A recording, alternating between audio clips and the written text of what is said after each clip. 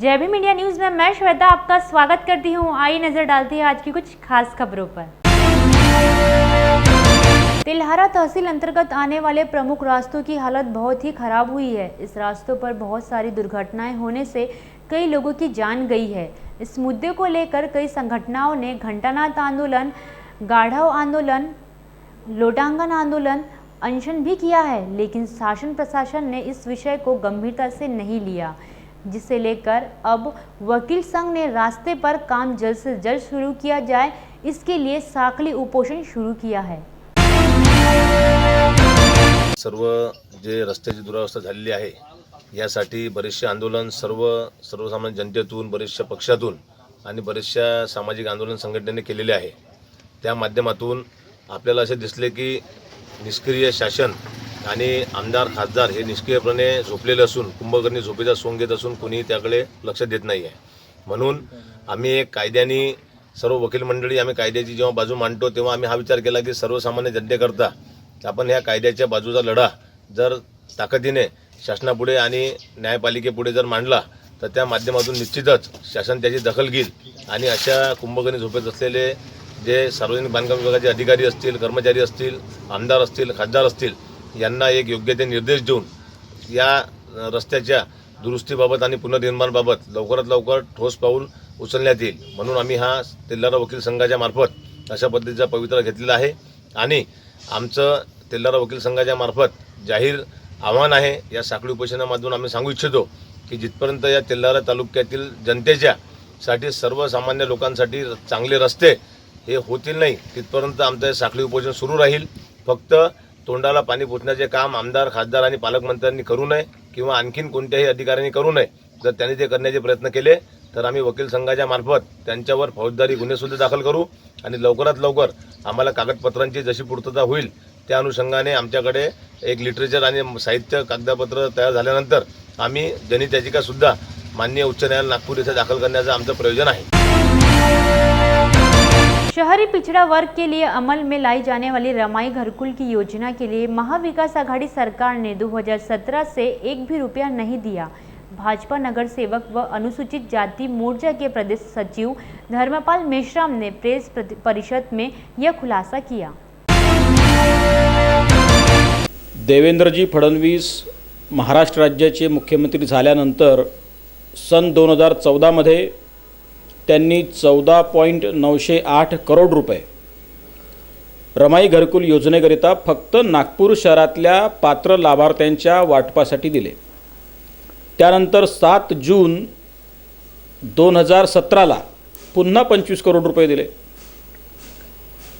आता नागपूर शहराच्या हद्दीतील रमाई घरकुल योजनेअंतर्गत येणाऱ्या पात्र लाभार्थ्यांना देण्यासाठी 40 करोड रुपयांची गरज आहे आणि मागच्या वर्षभरापासून महानगरपालिका म्हणून आम्ही सातत्याने महाविकास आघाडी शासनातल्या प्रशासनासोबत, त्या विभागासोबत, तिथल्या अधिकाऱ्यांसोबत पत्रव्यवहार करतोय। एवढंच नव्हे तर ही सगळ्या बाबी नागपूर शहर आणि जिल्ह्याचे पालकमंत्री म्हणून माननीय नितीन राऊतजींना मी त्या पद्धतीचा पत्रव्यवहार केलेला आहे। परंतु दुर्दैव असं आहे की आम्हाला अजूनही एक छदामही या योजनेच्या पात्र लाभार्थ्यांना देण्यासाठी राज्य शासनाकडून मिळालेलं नाही। हे मोठं दुर्दैव आहे या शहराचं, हे मोठं दुर्दैव आहे अनुसूचित जातीतल्या लोकांचं, पात्र लाभार्थ्यांचं, रहिवाशांचं।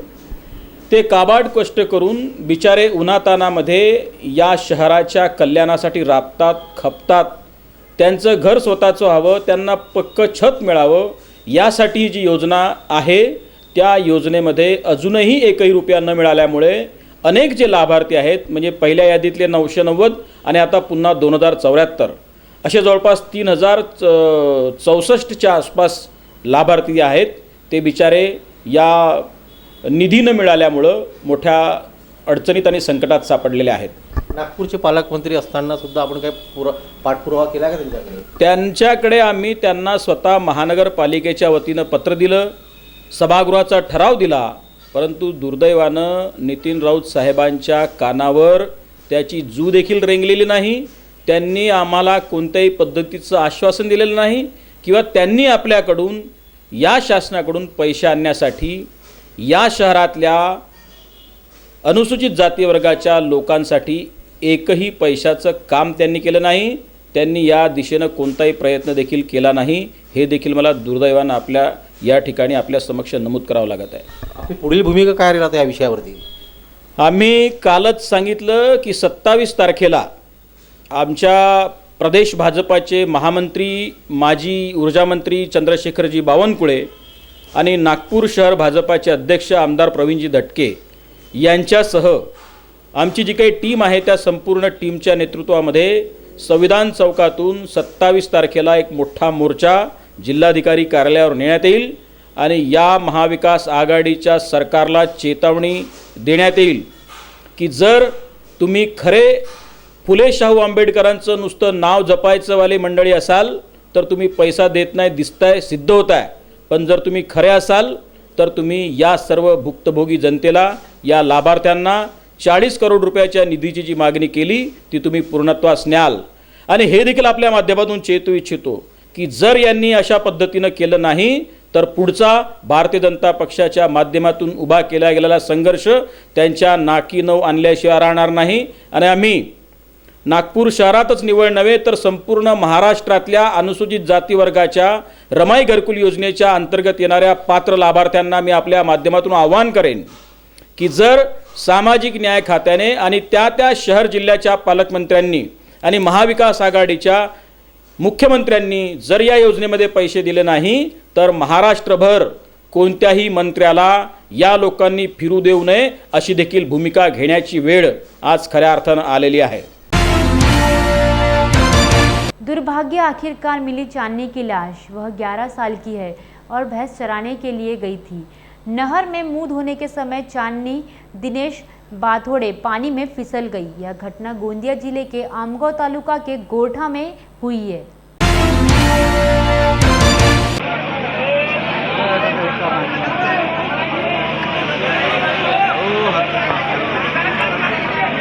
फोटो का आडून का शूटिंग करतो पण याला आता मी शूटिंग करून देतो, भले पाठवून निर्माण करतो नंतर मी पाठवून देतो की मोबाईलवर नंतर पाठवून मी जसा तसा नाही फोटोचा सामाजिक कार्यकर्ता गोरठा आमच्या गावची आमची म्हणजे रिश्त्यांना भाचीच लागते ते चांदनी पाथोडे. ते राहणारी MP ची होती पण ते जो आपल्या आईच्या घरी म्हणजे आपल्या माहेरी तिची आई राहत होती. तिच्या कोणी पालनधार नव्हता व तिच्या आईनं एवढा तिच्या लहानपणापासून पालन पोषण करून तिला एवढा मोठा केला.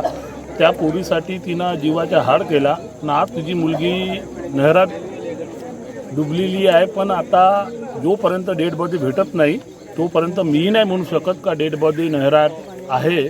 त्यासाठी शासकीय कामासाठी आमचे आमदार साहेब कोराटे साहेब स्वतः इथं आले. त्यांनी पूर्ण शासनाची यंत्रणा लावली व आमच्यासोबत आता आमचे माजी अध्यक्ष उषाबाई तसेच महेशभाऊ उके हे 4 दिवसापासून माझ्यासोबत खांद्याला खांदा लावून इथं काम करत आहेत. नहराचे म्हणजे आपले शुभम सर, त्याच्यानंतर आमचे तहसीलदार साहेब भोयर साहेब हे स्वतःला खांद्याला खांदा लावून इथं काम करत आहेत. पण कोणत्याही परिस्थितीमध्ये माझ्या गावच्या नात्याने हे माझ्या असं आव्हान आहे शासनाला का त्या पोरीच्या ज्या आईला फक्त जो आधार होता त्या मुलीचा होता, तरी त्या आईला पैशानं काही सर्व गोष्टी होत नाही. पण कमीत कमी त्या आईला एवढा आधार पाहिजे शासनाकडून का जेवढी मदत शासनाकडून व आमच्यासारखा जेवढे लोक आहेत ह्या आमगाव तालुक्याचे, जिल्ह्याचे, महाराष्ट्राचे जेवढी आर्थिक मदत आम्ही देऊन आम्ही त्या पोरीची कमी करू नाही शकत. पण कमीत कमी एवढा आधार देऊन त्या आईला व एवढा आधार का जीवनामध्ये तिला जीवनासाठी म्हणजे आपला जीवन उदरनिर्वाह करण्यासाठी तिला कधी आवश्यकता भासणार नाही एवढी माझी विनंती आहे सर्वांना, पूर्ण जिल्हावासियांना, पुन्हा महाराष्ट्राच्या सर्व जनतेला. दिनांक 15/10/2021 मौजा गोरठा येथील एक मुलगी कॅनल पुजारेटोला मेन कालवा इथे वाहून गेल्याची बातमी मिळताच मी घटनास्थळी येऊन लोकांसमोर पंचनामा केला. त्यानुसार 15 तारखेला सुद्धा पूर्ण कॅनलचं सर्च केलं, परंतु त्या कॅनलमध्ये साधारणतः 15 ते 20 फूट पाणी असल्यामुळे डेडबॉडी मिळाली नाही. शिवाय 16 तारखेला सुद्धा आम्ही सर्च केलं. यामध्ये घोरटावासियांचा खूप सहभाग होता आणि त्यांनी खरोखर प्रयत्नाची पराकाष्ठा करून त्यांनी सुद्धा सर्च केलं, पण पाणी कमी न झाल्यामुळे डेडबॉडी काही हाती लागलेली नाही. शिवाय 17 तारखेला परत आम्ही दिवसभर सर्च केलं. साधारणतः घोरटा ते कातुर्ली हा 25 किलोमीटरचा अंतर गेल्यानंतर डेडबॉडी काही हातात लागली नाही. त्यानंतर लोकांच्या आग्रहास्तव जवरी कॅनलमध्येच बाडी असेल असा अंदाज करून त्यांच्या म्हणण्यानुसार मी आदरणीय जिल्हाधिकारी यांना विनंती केली. त्यानुसार जिल्हाधिकारी महोदया शासनाशी पाठपुरावा करून रात्र 10 वाजता ही परवानगी मिळवली आणि त्या परवानगीनुसार आज ह्या स्थळी महाराष्ट्र शासनाची चमू SDRF हे इथे पोहोचून सर्चिंग करण्याकरिता आलेली आहे. त्या अनुषंगाने जवरीचं कॅनलमध्ये बाडी असेल हा अंदाज ठेवून आम्ही इथे सकाळपासनं त्या कॅनलमधलं पाणी कमी करण्याचा प्रयास केलेला आणि यामध्ये इथल्या घोरटावासियांचा आणि इतर नागरिकांचा योग्य मोलाचं सहकार्य मिळालेलं आहे. आणि त्यासाठी आज या ठिकाणी सर्च रेस्क्यू ऑपरेशन सकाळपासून सुरू झालेलं आहे. मागील 3 दिवसापासून जो जिल्हा शोध व बचाव पथकाद्वारे या ठिकाणी रेस्क्यू ऑपरेशन करण्यात आला, परंतु या ठिकाणची जी भौगोलिक परिस्थिती आहे ती फार वेगळी आहे. या ठिकाणी जो भुयार हा सिफन आहे त्यामध्ये मध्यातल्या भागात V शेप असा सारखा झालेला आहे. त्यामुळे जी बॉडी आहे तिचा अंदाज 90% असाच आहे की याच ठिकाणी ती अडकली असेल, परंतु जोपर्यंत जो व्यक्ती आहे त्याच्या बॉडी सापडत नाही तोपर्यंत आपण त्याला मृत्यू झालेला आहे असं घोषित करत नाही. परंतु मुली अजूनही बेपत्ता आहे आणि या ठिकाणी आता जो दोन्ही साईडचे जे कॅनल आहे ते पार बांधून त्याचा पाणी जो आहे इनफ्लो तो बंद करण्यात आलेला आहे. आणि आता जो मधला जो भाग आहे जो V शेपचा जो पोर्शन आहे त्या ठिकाणी मोटर पंप लावून आता ते पाणी काढण्याचं काम सुरू आहे. फारच अवघड काम आहे कारण की 3 मोटर लागलेले आहेत आणि अजूनही त्याचा वरून एक नाला वाहत आहे. त्याचा सिपेज पण काही प्रमाणात त्या V शेपच्या भुयार सिफनमध्ये आहे. आणि आज आता 5:30 वाजत आहे तरी पण आम्ही प्रयत्न करत आहोत की जेवढं लवकर हा सिफन रिकामा झाला तर तेवढं लवकर आम्हाला त्या ठिकाणी शोध कार्य करण्यास मदत मिळेल. JB मीडिया न्यूज में यहाँ लेते एक छोटा सा ब्रेक, मिलते हैं ब्रेक के बाद।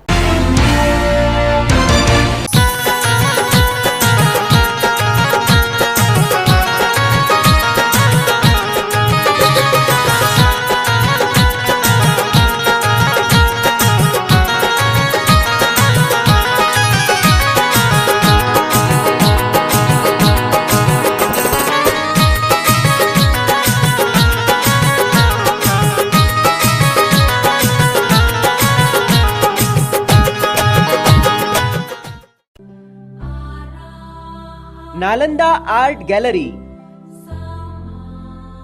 आपके घर तथा बुद्ध विहार के लिए तथागत बुद्ध, डॉक्टर बाबा साहब अम्बेडकर, महात्मा फुले, माता रमाई, कबीर तथा कई अन्य महापुरुषों के सभी प्रकार के मूर्तियों की विस्तृत श्रृंखला रियायती दरों में उपलब्ध है। पीतल, मेटल, मार्बल और फाइबर में चलते हुए तथागत बुद्ध और डॉक्टर बाबा साहब की 4 से 20 फीट की प्रतिमाएं बनाई जाती है। Plastic woodwork manufacturing, interior decoration, painting art के ऑर्डर लिए जाते हैं। बर्थडे के एक्सक्लूसिव गिफ्ट्स, अशोक चक्र, अशोक स्तंभ, दीक्षा भूमि स्तूप, बोधि वृक्ष, मेडिटेशन पात्र, बौद्ध साहित्य, पंचशील, पताका, तोरण, बैचेस, ट्रॉफी, मोमेंटो कम दामों पर हमारे यहाँ उपलब्ध है। हमारा पता नालंदा आर्ट गैलरी, कमाल चौक, बर्तन गली, शनिवार बाजार, शब्बीर हार्डवेयर की गली में, अंबेडकर मार्ग, नागपुर तथा निवास प्लॉट नंबर 730, महाराष्ट्र एम्पोरियम के पीछे, बुद्धनगर, नागपुर। अधिक जानकारी के लिए संपर्क करें दीपक पाटिल 9922067896 73855 199190 705 मध्य भारत का एकमेव शोरूम नालंदा आर्ट गैलरी, हमारी कोई भी शाखा नहीं है। विदर्भ में हर गांव में जल संरक्षण के कार्य किए जाए और जल संग्रह बढ़ाया जाए, अंततः सिंचाई का रकबा बढ़ जाएगा। यदि पानी उपलब्ध होता है तो किसानों की आय दुगनी या तिगुनी हो जाएगी। जब तक सिंचाई में वृद्धि नहीं होगी तब तक किसान समृद्ध नहीं होंगे। जल संरक्षण से जल उपलब्ध होता है, इसलिए सिंचाई में वृद्धि होती है। केंद्रीय सड़क एवं राज्य मार्ग और परिवहन मंत्री नितिन गडकरी ने कहा कि जल संरक्षण से ही विकास होता है। वर्धा जिला ऐसा है कि यहाँ किसानों की सबसे ज़्यादा आत्महत्या होती है और इसका कारण क्रॉप पैटर्न के साथ साथ पानी की समस्या है। जब बड़े डैम बनाएंगे तो उसके ऊपर करोड़ रुपए का खर्चा भी लगता है और इन्वायरमेंट के दृष्टि से फॉरेस्ट इन्वायरमेंट का क्लियरेंस लेना भी कठिन जाता है। और अनुभव ये है कि 10-10, 15-15 साल ये काम पूरे नहीं होते। ये जो सिस्टम है कि पुराने नदी नालों को आप खोलीकरण रुंदीकरण करना, और इससे काफ़ी अच्छा प्रॉब्लम महाराष्ट्र में सॉल्व हुआ है। जैसे बुल्ढाना पैटर्न आज देश में प्रसिद्ध हुआ है कि बुल्ढाना से अजंता रोड तक हमने काफ़ी गांवों में पीने के पानी की समस्या भी सॉल्व हुई और जो धनगर लोग वहाँ से माइग्रेशन करते थे वो भी बंद हो गया और पीने के पानी की समस्या भी सुलझाई गई। अब ये धाम नदी जो है ये विनोबा जी का जो आश्रम है पवनार में, उसके सामने से जाती है और इस नदी में इसका खोलीकरण रुंदीकरण करने से जो बाढ़ के कारण पानी गांव के अंदर घुस जाता है वो भी नहीं घुसेगा। जैसे आज अभी हम लोग जहाँ गए थे, अपना गांव का नाम मांडवा, वहाँ हर साल बाढ़ के कारण बड़ा नुकसान हुआ। तो नदी खोलीकरण के कारण बाढ़ का भी नुकसान होना बंद हुआ। करीब 6 गांवों को पीने के पानी की समस्या सुलझाई गई और 2000 एकड़ ज़मीन अब पानी इरिगेशन के नीचे आएगी। वो जो तालाब नाला था उसके बाजू वाली खेती रहती थी वो बंजर रहती थी क्योंकि वहाँ कोई उत्पादन नहीं होता था। तो आज पानी की समस्या ही हमारी सबसे बड़ी समस्या है और कम पैसे में इकोलॉजी और इन्वायरमेंट को डिस्टर्ब न करते हुए ये प्रकल्प है। घाम नदी का 26 किलोमीटर है और ये जो मांडवा का प्रकल्प है ये करीब 9 किलोमीटर का है। उस प्रकल्पों को पूरा करने के लिए जवाहरलाल नेहरू पोर्ट ट्रस्ट ने CSR में से 2 करोड़ रुपए दिए थे और उससे वो काम पूरा हुआ है। और आप काम के बारे में वहाँ के गांव के लोगों के मन में जो खुशी है, आनंद है, तो गांव का पूरा चित्र बदल गया। 6 गांवों का लोग वहाँ आए थे। अब घाम नदी का भी करीब 26 किलोमीटर का है और आधा पैसा महाराष्ट्र सरकार का और आधा पैसा बजाज फाउंडेशन का। तो ये प्रकल्प के लिए मैंने राहुल बजाज जी को पत्र लिखा था कि वो उनके ट्रस्ट के द्वारा आधा पैसा दे। उन्होंने उसको स्वीकार किया और वो काम शुरू है। मैं उनको भी बहुत बहुत धन्यवाद देता हूँ। और ये घाम नदी का प्रकल्प इतना अच्छा है कि अब वर्धा शहर का 25 साल के लिए पानी का प्रॉब्लम सॉल्व हो गया और इसके साथ साथ 30 गाँवों में पीने का पानी वहाँ से मिलता है, वो भी प्रॉब्लम सॉल्व हो गया और करीब 2500 हेक्टेयर तक ज़मीन को उसका फ़ायदा होगा। तो दोनों प्रकल्प ऐसे ही धीरे धीरे हम सब जगह अगर ये प्रकल्प कर पाएंगे तो मुझे नहीं लगता कि कोई किसान को आत्महत्या करने की ज़रूरत पड़ेगी। ये दोनों प्रकल्प आप लोगों ने भी देखे, इसके डिटेल्स भी है। हर गांव में कम पैसे में इसी प्रकार के प्रकल्प अगर होते हैं तो गांव की गरीबी, भूखमरी, बेरोजगारी दूर होगी, पीने के पानी की समस्या सुलझाएगी और किसान समृद्ध संपन्न बनेंगे। हम पिछले 2009 से पहले से मैं ये माधव कोटस्था ने काम देखते, मैं इसी NGO का मैं फाउंडर था और अब ये 6 जियोलॉजिस्ट है इसमें, माधव के साथ काम करते हैं और बाकी भी सहकारी दत्ता जामदार नहीं है। ये सब लोग पानी में ही काम करते हैं। तो हमको भी ग्लोबल अवार्ड इस NGO को मिला है। तो हर गांव में ये जाने की कोशिश करते हैं, ये प्रचार करते हैं लोगों तक। तो ये और प्रचार बढ़े और इसका महत्व लोगों तक जाए, इसलिए आप सब लोगों का सहयोग मिले, इसलिए जानबूझकर आप लोगों को बुलाया था। और आप वहाँ के किसानों के भी अनुभव जो होंगे वो भी आपको आएंगे। अब यहाँ गन्ना बढ़ेगा। कोल्हापुर ज़िले में जैसी स्थिति है पश्चिम महाराष्ट्र में, वही विदर्भ में आए, यही हमारे सबका सपना है। पाणी के कारण वो पूरा हो सकता है। नाही, माझी ताकद सगळ्या गावच्या समस्या सोडण्याची नाही आहे। आपण आश्वासन आपण प्रत्येक ठिकाणी सरकार नाही, मी तुम्हाला आधीच सांगितलं की सगळ्या गावातल्या समस्या खूप आहेत। आम्ही एखाद्या दिवनालसारखे आहोत, ती समस्या सोडवायचा आमचा प्रयत्न आहे। आमचा असा आता इच्छा आहे की श्रमदानातून वनराई बंधारे पण बांधता येतात। आपल्या गावातल्या नागरिकांनी मिळून आपले नदी नाले खोलीकरण करायचे आणि सिमेंटच्या आणि खताच्या पिशव्यामध्ये रेती भरायची आणि त्याचे बंधारे बांधायचे, तरी पण पाणी अडवलं जाऊ शकतं। शेवटी अनेक प्रश्न आहेत, सगळीकडचे प्रश्न आम्ही सोडवू, सरकार म्हणून सोडवण्याचा प्रयत्न करू, पण हा काही सरकार म्हणून सोडवला नाही आहे। हे प्रश्न सामाजिक संघटनांच्या CSRमधून जे व्यापार याच्यातून मिळालं, कॉर्पोरेटमधून, त्याच्यातून आम्ही हे प्रश्न सोडवले आहे। सरकारी योजनेचा पैसा कमी मिळाला।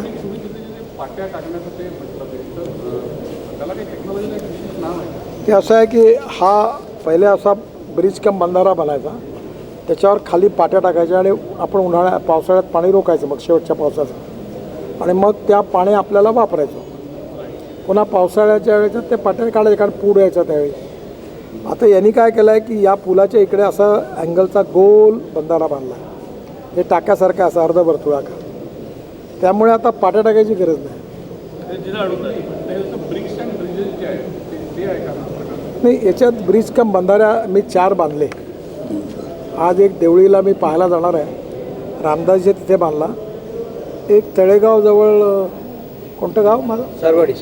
सारवाडी केचनच्या मतदारसंघात आहे, तिथे बांधला।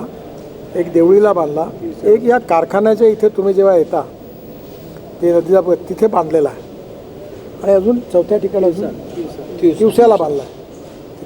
तर हे ब्रिज कम, आता लातूरला आम्ही असे बांधतो आहे 3, त्यामुळे लातूर शहरात पुन्हा भविष्यात कधी टँकरने ट्रेनने पाणी आणायची गरज पडणार। नागपुर में शीतकालीन अधिवेशन 7 दिसंबर से होना प्रस्तावित है। अधिवेशन की तैयारी के नियोजन के लिए विधिमंडल के प्रधान सचिव भागवत की अध्यक्षता में सभी विभाग के अधिकारियों के साथ उच्च स्तरीय बैठक हुई। क्योंकि कोरोना काल में यह अधिवेशन होना है, इसलिए बैठक में प्रतिबंधक उपयोजनाओं पर खास चर्चा हुई।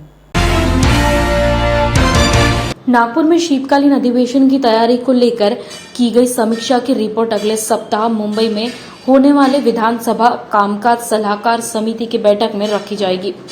इस बार सत्र 15 को होने की संभावना जताई जा रही है। विधान भवन में प्रवेश करने वाले सभी विधायकों, सदस्यों, अधिकारियों और कर्मचारियों सहित सभी लोगों को कोरोना वैक्सीन के दोनों डोज लेना अनिवार्य होगा। सभी को दोनों डोज का प्रमाण पत्र अनिवार्य होगा। इसके अलावा अधिवेशन के दौरान प्रत्येक को एक बार RT-PCR टेस्ट कराना अनिवार्य होगा। भागवत ने सभी अधिकारियों और कर्मचारियों को सत्र शुरू होने से पहले ही टेस्ट कराने का निर्देश दिया है। भागवत ने कहा कि परिसर में समिति के लोगों को ही प्रवेश दिया जाएगा। सभागृह में भी सदस्यों स्वयं को प्रवेश नहीं दिया जाएगा। इसके लिए आवश्यक व्यवस्था परिसर में कराने का निर्देश उन्होंने दिया। सभागृह में सोशल डिस्टेंसिंग के लिए सदस्यों को चेयर के अंतराल में आसन के व्यवस्था होगी। कामकाज देखने वाले लोगों को इस वर्ष प्रवेश नहीं दिया जाएगा।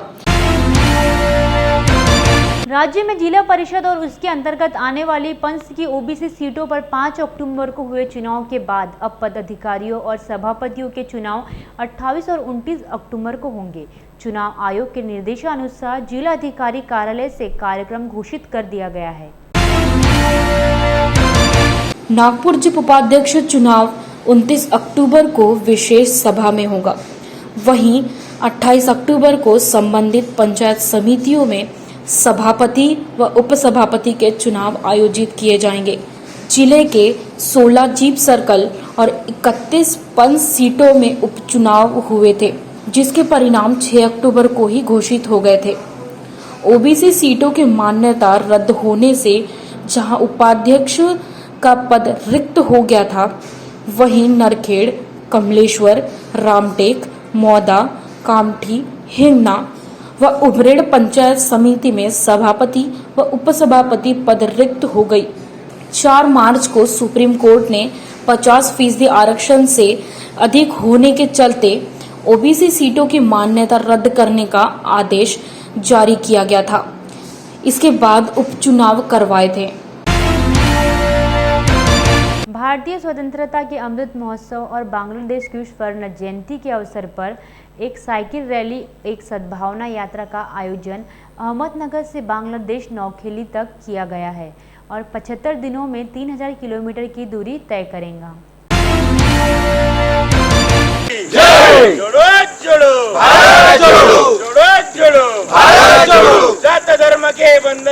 ही सद्भावना रॅली आहेत। भारताला 75 वर्ष पूर्ण झाली स्वातंत्र्याला, त्याच्यानंतर बांगलादेशला 50 वर्ष कंप्लीट होत आहेत, पूर्ण होत आहेत। बांगलादेशचे जे राष्ट्रपिता आहेत शेख मुझब्बिर रहमान, त्यांची जन्मशताब्दी आहेत। हे सगळं औचित्य साधून आणि त्याचप्रमाणे एक मागच्या वर्षापूर्वी गांधीजींच्या जन्मशताब्दीचे 150 वर्ष पूर्ण झाले गांधीजींच्या जन्मजयंतीचे। त्यानिमित्त आम्ही ही सायकल रॅली काढलेली आहे आणि आम्ही नौखालीला जात आहोत ही सायकल रॅली घेऊन। 2 ऑक्टोबरला आम्ही अहमदनगरवरून निघालो आणि आम्ही 2 डिसेंबरला नौखालीला पोहोचणार आहोत। ह्या सर्व प्रवासामध्ये आम्हाला महाराष्ट्रामध्ये आम्ही जिथे गेलो, ज्या जिल्ह्यामध्ये गेलो, ज्या गावामध्ये गेलो, जिथं आमची व्यवस्था होती, ज्या महाविद्यालयामध्ये गेलो, याच प्रवासामध्ये आम्ही अनेक सामाजिक संस्थांना भेटी दिल्या आणि अनेक सामाजिक संस्थेचे कार्यकर्ते आम्हाला भेटले। सर्वांना अतिशय उत्साहाने आमचं स्वागत केलं सर्व सायकल यात्रेचं या सर्व प्रवासामध्ये। अहमदनगर पासून इथपर्यंत कंटिन्यू सायकल चालवत आलोय। 2 ऑक्टोबरला ही सायकल यात्रा सुरू झाली आणि आज इथं गोंदियाला आली। कारण असं एकट्याला इतका मोठा प्रवास करणं शक्य नसतं। आपल्याला सारं सामान वगैरे मिळून राहिलं तर आज चान्स का सोडू शकतो मी। या यात्रेचा सद्भावना सायकल यात्रा आहे। समाजात सगळीकडे खूप विषम झाला आहे म्हणून म्हणून सद्भावना पसरवण्यासाठी सद्भावना सायकल यात्रा काढली आहे। 2 ऑक्टोबरला निघाली असूनही 28 नोव्हेंबरला बांगलादेशला पोहोचणार आहे। शेख मुजीबुर रहमानची जन्मशताब्दी होती। आपल्या भारताच्या स्वातंत्र्याला 75 वर्ष पूर्ण होऊन बांगलादेशच्या स्वातंत्र्याला 50 वर्ष पूर्ण झाले म्हणून ही 2 ऑक्टोबर गांधीजींची जयंती असते म्हणून ती तारीख निवडली यात्रेला। काय अनुभव आला तुझा? आज शेवटच्या टोकावर आलेला आहे तू महाराष्ट्राच्या। आज सायकल चालवायला म्हणजे खूप कधी दमतो कधी नाही दमत, म्हणजे अशी सायकल चालवायला खूप छान वाटतं आणि आपलं फिटनेस पण होतं। परत इतका मोठा चान्स एकट्याला काही मला मिळणार नाही आहे परत, आणि मी इतक्या लहान वयात मला हे चान्स मिळाला, मी यासाठी सद्भागी आहे। महाराष्ट्राच्या टोकावर असलेले गोंदिया याच्यात आमचं खूप चांगलं स्वागत झालं आहे। इथलची व्यवस्था खूप चांगली आहे। सद्भावना रॅली जी आलेली आहे ते खूपच खरोखर भारत जोडो एकता जे त्यांनी सद्भावना रॅली काढलेली आहे, विशेष करून मी त्यांचे स्वागत करतो आणि त्यांना धन्यवाद पण देतो की ते एक आपल्या भारत देशाला जोडण्याचं काम करत आहेत। आणि आम्ही ह्या माझ्या रूप रिसॉर्टमध्ये आमचे शिरपूरचे पोलीस पाटील साहेब आहेत, गावचे मित्रमंडळी आहेत, देवरीचे किसान गणेश युवक मंडळाचे सदस्य आहेत, न्यू बाल गणेश उत्सव मंडळाचे सदस्य आहेत, सर्वांनी मिळून आम्ही त्यांच्या इथं स्वागत केलेलं आहे आणि स्वागत करताना आम्हाला खरोखरच खूपच आनंद झालेला आहे। त्याच्यामध्ये काही दिव्यांग लोक आहेत, ज्यांना दिसत नाही असे पण लोक आहेत आणि जे काही अनाथ लोक आहेत आणि एक छोटासा 10 वर्षाचा त्यांच्यासोबत मुलगा पण आहे आणि त्यांच्यासोबत महिला मंडळी पण आहेत। खरोखरच एक चांगली गोष्ट आज आम्हाला इथं पाहायला मिळाली आहे। पंचायत समिति दरियापुर में शासन द्वारा निर्धारित नियमानुसार सप्ताह के प्रथम सोमवार को ड्रेस कोड पहनना अनिवार्य किया गया। साथ ही पंचायत समिति दरियापुर के अधिकारियों और कर्मचारियों ने बिना किसी झिझक के नियमों का उल्लंघन किया, जिसमें से आधे कर्मचारी उपस्थित रहे तथा आधे अनुपस्थित रहे। आम्ही 2 दिवस ड्रेस कंपल्सरी केलेला आहे, बरोबर, एक सोमवार आणि दुसरा शुक्रवार आठवड्यातला। तर या दिवशी ड्रेस घालून येणं कंपल्सरी आहे, परंतु आता जर आपण म्हणता तर मी फेरफटका मारतो ऑफिसमध्ये, जर नसतील तर त्यांना निश्चितच आपण एक नोटीस वगैरे जे काय म्हणतो त्याला देऊ, जेणेकरून त्याच्या कामात म्हणजे त्या ड्रेस घालून ते सुधारणा आली पाहिजे। रेग्युलर जे दिवस दिले आहेत त्या दिवसावर त्यांनी ड्रेस घालून कार्यालयात येणं अपेक्षित। आज के समाचार यहीं समाप्त होते हैं। आप देखते रहिए जय भीम इंडिया न्यूज़।